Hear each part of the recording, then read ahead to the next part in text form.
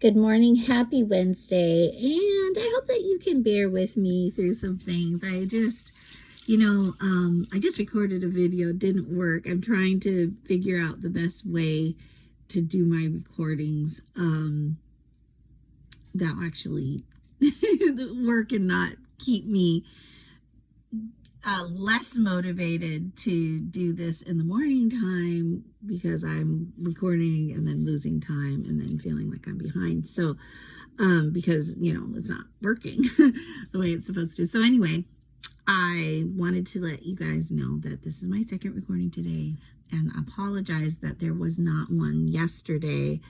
And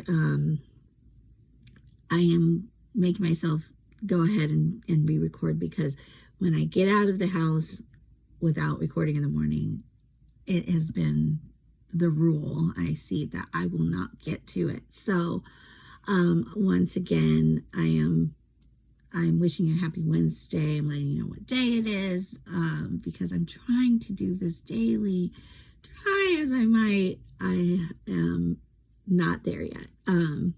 So please, continue to read along with me, I hope. And if you're ahead, reading it again is a good thing. So this is also something that I'll share that my pastor shared with us this past Sunday at our service. And that was that he had sat next to a Jewish woman on a flight who said that you should never speak on a scripture that you haven't read at least 7 times. Okay, so that was a challenge to me. Even though I'm reading aloud, I'm not like teaching, but a lot of times I will make comments. And so I'm speaking on a scripture. And so I was like, oh, that's going to make it even longer. But, I think rather than, because I am just reading through the Bible, taking each chapter and reading it that many times before videotaping, I think if I do want to make a comment, I will read that part, so bear with me continually. And I think that'll be good for us to fall on our ears several times. You know how you can read it one way and then you read it another way, and then you can hear something different in it. And I think it's good practice and a good habit to form. So let's try it together, okay? And really, I think it's appropriate for read aloud, because if you're a read aloudy like me and you get your best understanding from something from hearing it, then it only makes sense to not just hear it once, but hear it many times to try to absorb the meaning. So let's start with, we're reading through the Bible, in case you're new here.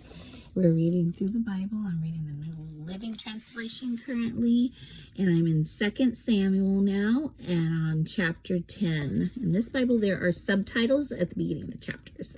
This one is David Defeats the Ammonites. And today I will most likely just read it straight through, and I'm running a little bit behind.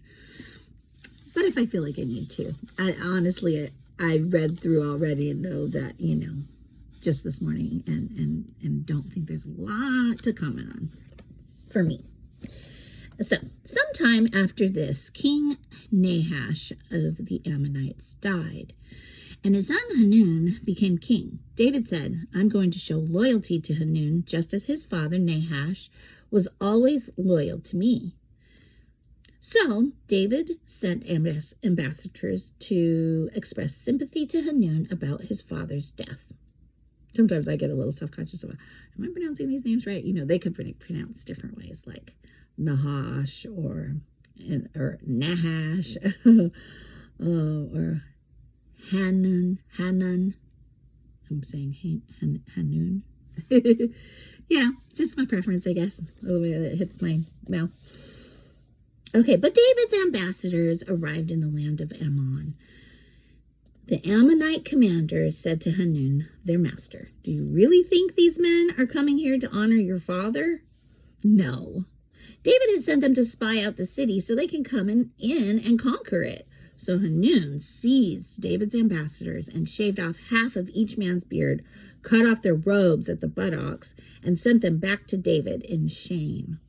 When David heard what had happened, he sent messengers to tell the men, "Stay at Jericho until your beards grow out, and then come back," for they felt deep shame because of their appearance. When the people of Ammon realized how seriously they had angered David, they sent and hired 20,000 Aramean foot soldiers from the lands of Beth-rehob and Zobah, 1,000 from the king of Maacah, and 12,000 from the land of Tob. When David heard about this, he sent Joab and all his warriors to fight them. The Ammonite troops came out and drew up, and as I did comment that when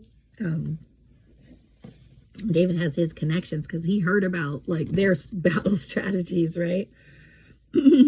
When David heard about this, he sent Joab and all his warriors to fight them. The Ammonite troops came out and drew up their battle lines at the entrance of the city gate, while the Arameans from Zobah and Rehob and the men from Tob and Maacah positioned themselves to fight in the open fields. When Joab saw that he would have to fight on both the front and the rear, he chose some Israelite elite troops and placed them under his personal command to fight the Arameans in the fields.